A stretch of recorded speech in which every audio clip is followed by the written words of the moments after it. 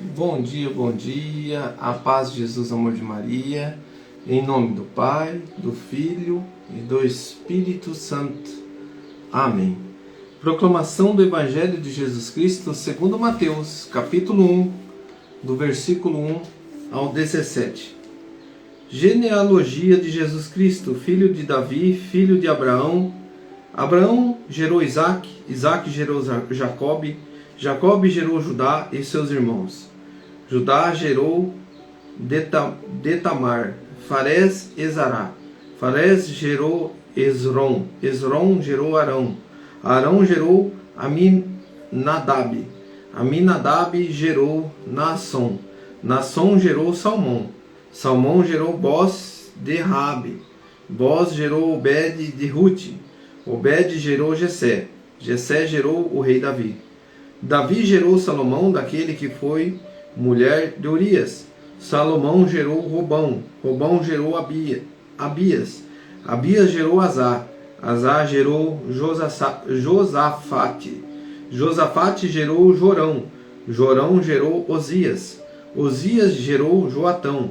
Joatão gerou Acás. Acás gerou Ezequias. Ezequias gerou Manassés. Manassés gerou Amon. Amon gerou Josias. Josias gerou Joaquim. Joaquim gerou Jeconias e seus irmãos, na época da deportação para a Babilônia. E depois da deportação para a Babilônia, Jeconias gerou Salatiel. Salatiel gerou Zorobabel. Zorobabel gerou Abiúde. Abiúde gerou Eliacim. Eliacim gerou Azor. Azor gerou Sadoc. Sadoc gerou Aquim. Aquim gerou Eliúde. Eliúde gerou Eleazar. Eleazar gerou Matã. Matã gerou Jacobe. E Jacobe gerou José, o esposo de Maria, da qual nasceu Jesus, chamado Cristo. Todas as gerações, pois desde Abraão até Davi, são 14 gerações. E desde Davi até a deportação para a Babilônia, 14 gerações. E desde a deportação para a Babilônia até Cristo, 14 gerações. Palavras da salvação. Glória a vós, Senhor. Queridos irmãos, hoje nós estamos diante da genealogia de Jesus. A descendência, a geração, para que chegasse até o mover da humanidade, do proceder de Deus, para que a perfeição, o Verbo se faz carne e habita no meio de nós.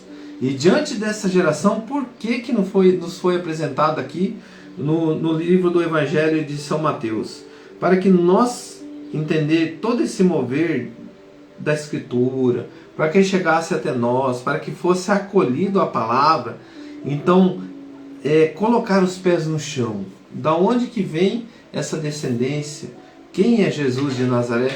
Então, irmãos, a pergunta do nosso Lectio Divino hoje, eu vou buscar aqui a explicação real sobre o Evangelho, onde que nosso querido Scott Hahn vai estar falando um pouquinho aqui, né, que ele está no livro dele, e também no Diário Bíblico, um ensinamento, mas já vou falar a pergunta para que você já vai pensando. Você conhece a sua descendência? A sua geração? Algum dia você já perguntou assim para o teu pai, para tua mãe, parentes? Você conheceu o meu avô, meu bisavô, meu tataravô? O que eles faziam? Como que eles agiam? Eles eram as pessoas assim, que buscavam o querer de Deus? Como era o agir deles? Você já fez isso? No meio de tudo isso, tem uma frase para nós entendermos. Você conhece a sua descendência, a sua geração? Deus escreve nossa história de maneira perfeita. Nós vamos orar em cima desse mover. Eu conheço a minha geração? Sim, não. Não conheço. Mas Deus escreve a minha história de maneiras perfeitas. De que forma? Nós vamos ver já já. Mas antes eu quero buscar uma explicação sobre por que foi escrito a genealogia de Jesus. Vamos lá? Eu vou ler para nós. Ser da descendência de Abraão e Davi é o que estabelece as credenciais de Jesus e o legitima como o verdadeiro Messias esperado pelo povo de Israel, que está lá em Israel, capítulo 1, versículo 1 a 16. Há muito tempo Deus já havia prometido a Abraão que da sua linhagem viriam os reis. Gênesis 17:6. E mais adiante selou um juramento com Davi, no qual lhe garantia que a sua dinastia teria sempre um herdeiro. Segundo Salomão 7. Salmo 89. Note que esta genealogia de Jesus, traçada por Mateus, remonta a Abraão, pai de Israel, enquanto que a genealogia traçada por Lucas alonga-se a Adão, pai de todas as nações. A correspondência entre elas é marcada por inúmeras discrepâncias, especialmente com relação às gerações que vão de Davi a Jesus. Na tentativa de harmonizá-las, já foram propostas mais de 12 soluções para essas aparências diferenças. Aí lá o versículo 16, o esposo de Maria. A última linha de genealogia sai do padrão que vinha seguindo. José não é chamado de pai de Jesus, mas apenas de esposo de Maria. Isso serve de preparação para que se entenda o nascimento de Jesus como fruto da concepção virginal de Maria. Relato em Lucas 1, 18 e 25. José é, no entanto, o legítimo pai adotivo de Jesus e exerce seus deveres paternais ao nomear a criança e proteger a Sagrada Família. De acordo com os costumes judaicos, Jesus recebe de José todos os direitos hereditários, mesmo sendo adotado. Aqui está a Sagrada Família, irmãos, ó. Linda, né? Sagrada Família. Aqui está o pai adotivo de Jesus, José. Olha aqui, quando você olha para a imagem, você não está idolatrando a imagem, tá, irmão? Ó, você não está idolatrando. Você está conhecendo a história do teu Senhor, ó. José, Maria, como que ele nasceu na manjedoura, foi colocado ao seu nascimento, a simplicidade. E aqui está José e Maria. Sabe, irmãos? E é nessa simplicidade, é nesse amor que o Senhor foi acolhido. Pela descendência, pela geração, pela história da vida, para que chegasse até nós, para que seja escrito a palavra de Deus no Torá, na Bíblia, aceito por eles, teria que ter a genealogia de Jesus. Então, queridos irmãos, tudo é feito pelas mãos de Deus. Ele escreve a nossa história de maneira perfeita. Mas então, qual é o motivo que nós fugimos da verdade? Por que nós erramos? O que nós cometemos? O pecado. E o pecado fere muito a nossa descendência, a nossa geração. Maldições, tantas coisas erradas. Por isso que eu falei que a gente rezaria pela nossa geração, pela história das nossas vidas. E ontem nós estávamos escutando, eu e minha esposa, um ensinamento, e onde que nós escutamos justamente isso, que a criança na barriga da mãe, ela absorve coisas também, maus tratos, xingamentos, brigas, discórdia. E a criança ali também, na sua idade pequenina, de 1 a 6 anos, também recebe essas agressões, essas discussões, e fica ali um trauma na criança. Tem situações que é difícil que a medicina tirar. E aí, como agir nessas horas, né? Aí um ensinamento que a gente ouviu maravilhoso. Só tem um jeito de a família retirar todo esse mal que foi acolhido lá no seu passado. Por exemplo, o pai brigava, xingava, maltratava a mãe, discórdia. E essa criança cresceu nesse ambiente. Só tem um jeito: a conversão para Jesus de toda a família. Quando converte todos, você vai curar essas feridas. Olha, irmão, que lindo, né?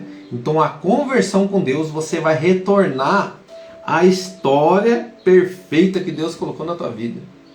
Então, para que eu possa caminhar nessa história perfeita com Deus, que é a minha vida, que Ele já escreveu, mas eu desviei, eu fui para um caminho errado, eu fui para o lado do pecado, para o lado da ambição, para o lado da inveja, para o lado da destruição, para o lado da ignorância, do ódio, do rancor, da falta de perdão.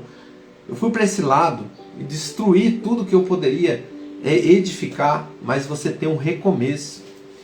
Então, querido irmão, se você está tendo essa oportunidade ainda, porque tem pessoas que não conseguiram mais, coloca a mão no teu coração e diante da sua geração, diante da sua descendência, escreve a história da sua vida, porque já está no livro da sua vida, lá com Deus. Mas você pode escrever ela a partir de agora. Você pode descobrir como que foi a tua família, a tua geração vô, bisavô, tataravô, parentes. Pode descobrir, conversa. Larga o celular, senta e me fala um pouquinho como que era. Pai, mãe, seus avós, seu bisavós, você conheceu. Sabe, irmãos, aí você vai conversando, você vai conhecendo. E aí, irmão, é importante porque você pode renunciar a muitas coisas.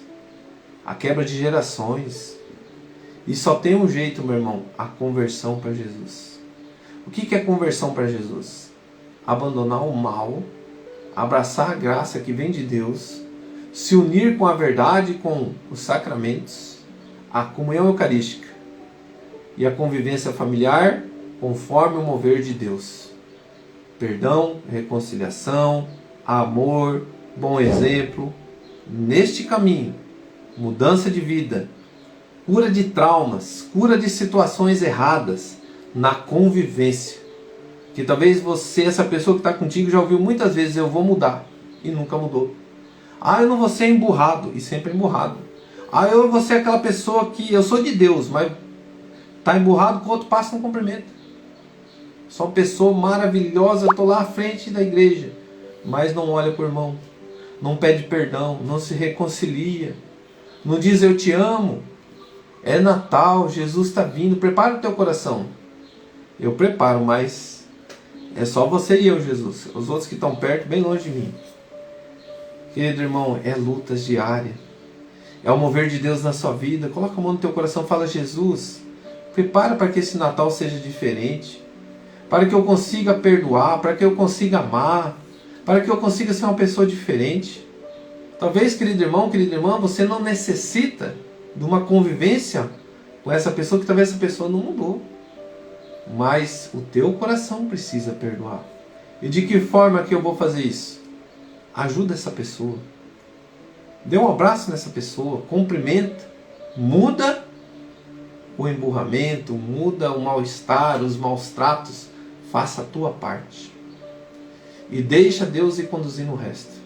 Hoje eu vi um testemunho também de uma filha que não conversava mais com o pai, porque o pai tinha traído a mãe.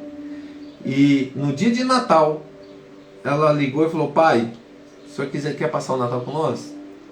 E ali foi uma cura, irmãos. O pai retornou para casa e retomou a família. Hoje no Exército São Miguel escutamos isso. Então, a história da sua vida, meu irmão, minha irmã, é perfeita. Mas acontece que a nossa geração, a nossa descendência, talvez tenha tomado um rumo errado. Mas eu e você podemos mudar ela a partir de agora. Você concorda comigo? Você concorda que nós podemos mudar, irmão? De que forma? Vamos nos unir a Jesus de uma forma concreta, não só de uma forma abstrata, da boca para fora, mas de vida, de amor, de dedicação, de compreensão, sendo verdadeiro com Deus. Vamos parar de ser mídia, né? Postar assim, foto com a família. Postar isso é fácil, mas vamos viver na realidade, o real. Como que está a tua geração? Como está a tua descendência? Como que está a tua vida? A tua história da tua vida é uma história perfeita, meu irmão, minha irmã. Mas basta eu aderir à perfeição, que é Deus. Que Deus abençoe o nosso dia. Abençoe a nossa geração, Senhor. Nós renunciamos todo o mal. Fala assim para Deus: eu renuncio, Senhor, todo o mal da minha geração. E acolho a minha descendência como a perfeição em tuas mãos. Que a partir de agora, Jesus, eu acolho o Senhor no meu coração. Que este Natal seja um motivo de conversão verdadeiro para o meu coração. Diante do teu amor, diante do teu querer, eu acolho os mandamentos de Deus. Eu acolho os sacramentos da tua igreja, Senhor, os teus ensinamentos, a tua doutrina.